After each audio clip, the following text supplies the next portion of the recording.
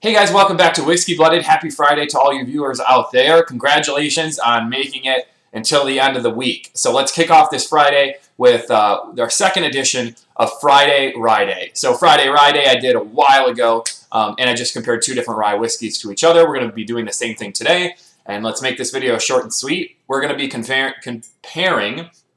Pikesville straight rye whiskey to Sazerac's straight rye whiskey. So we're doing a comparison of two rye whiskeys. This one is 110 proof, and this one is a 90 proof straight rye whiskey. So let's get into both of these here today. If you're not familiar with both the products, this one's a little bit newer. The Pikesville's a little bit newer, a little bit rare. This bottle is just a tad less expensive. I think I paid $45 for the Pikesville, if I remember correctly, and I think I paid about $30 or $35 for this one here. So a little bit different price point, but and a little bit different proof, but both straight rye whiskeys instead of blended ryes. So let's get into both of these. Let's start with the Pikesville, so the higher proof. Actually, you know what? Let's start with the lower proof. Let's start with the Sazerac rye, and let's see what this one comes up with. So I really like this bottle. It's actually kind of ugly from the way it's shaped and everything, but it's just, I don't know, it reminds me of like something you'd find in like your grandparents' basement or something. It looks like real old style, so I actually really like this bottle. This one's a Buffalo Trace product, guys. So it comes from the Buffalo Trace distillery. And as far as this one goes, like I said, 90 proof, which I think like a 90 to a 110 proof, like around 100 proof, I think is a real good tasting rye. For me, it's a little harder to drink the ryes when they're really high proofed because they have so much flavor going on. This one's got a lighter character than the other, which we'll look at in a minute here, but it's a coppery color. Got some brown hints in it there too.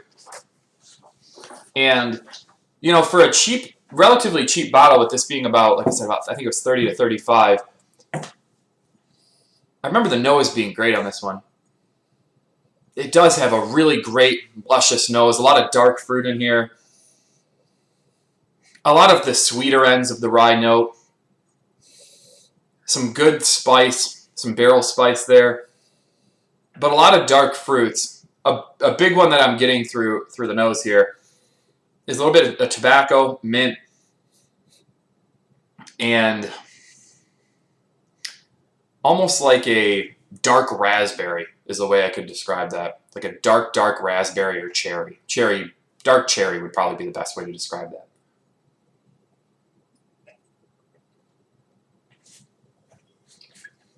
And this is the Sazerac we're tasting here.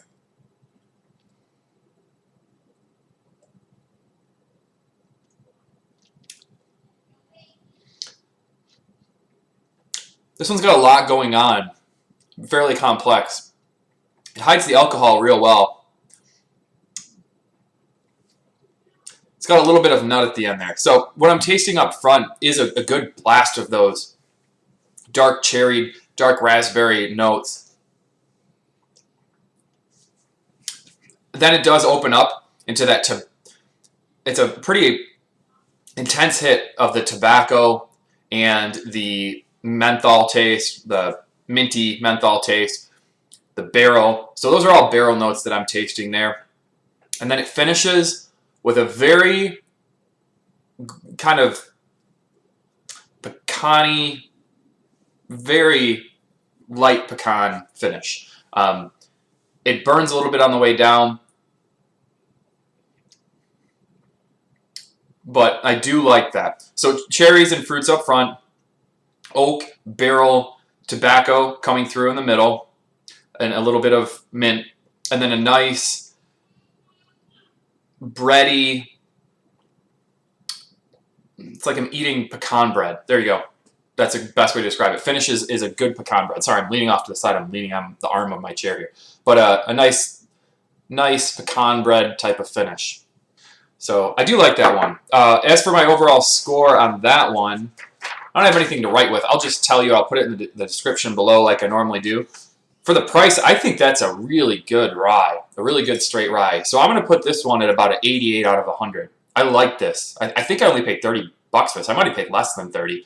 I could have just Googled it. I'm sorry, guys. But I think I paid $30, $29, $30 for this now that I remember. So I like this one, 88 out of 100. I'm getting more into rye whiskey now than I have before, and that's why I picked this one up, because I've been hearing so much great about it, especially in a couple of the whiskey groups around here. People have been talking about this Pikesville. It was a limited release. They made a good amount of bottles, but it was a limited release. 110 proof. Weird shaped bottle. It's like they cut it in half. I don't know if you guys can see this well in the video, but it's rounded here, and then the face is just flat. Excuse me. Face is just flat there. 110 proof. The only thing I hate about it is it's green and white, and I went to Michigan. So if I am a little biased on my review here. Let's pour this one out. New glass, obviously. We're going to use a separate glass for a separate whiskey. Anytime I'm going for tasting, obviously we're switching up the glass.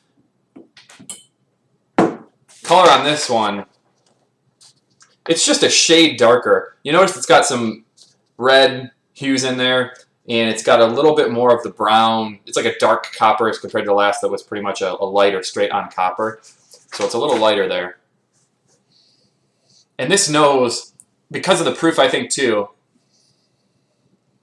it really smells, it's got a good nose, but it opens more of the spice notes than the fruit notes. So on this one, I'm getting a little bit of, it's like I'm sniffing rye bread. I'm getting bread notes. I'm getting some, like a mustard. I'm getting more wood, more oak.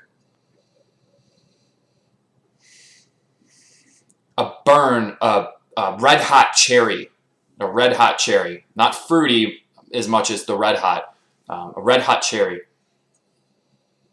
And those are much more on the spicy end. It has to, I'm sure it has to do with the proof on this one. Let's taste it.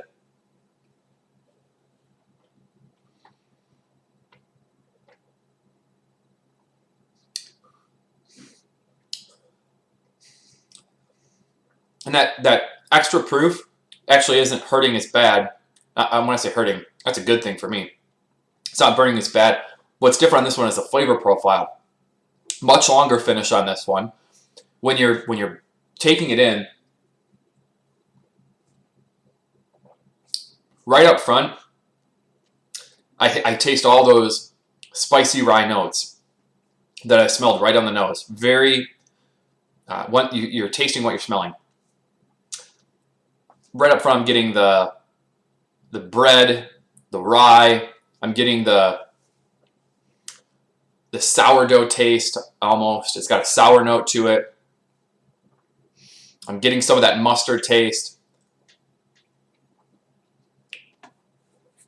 And then it starts to open up.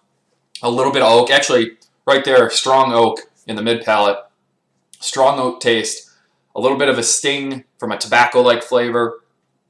But this one's a little bit lighter than the last.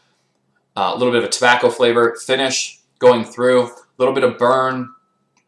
And I'm tasting some of that red hot cherry as it goes through the final finish. So definitely a spicier one overall than the Sazerac. So for the Pikesville, I think I said I paid about $50 for this.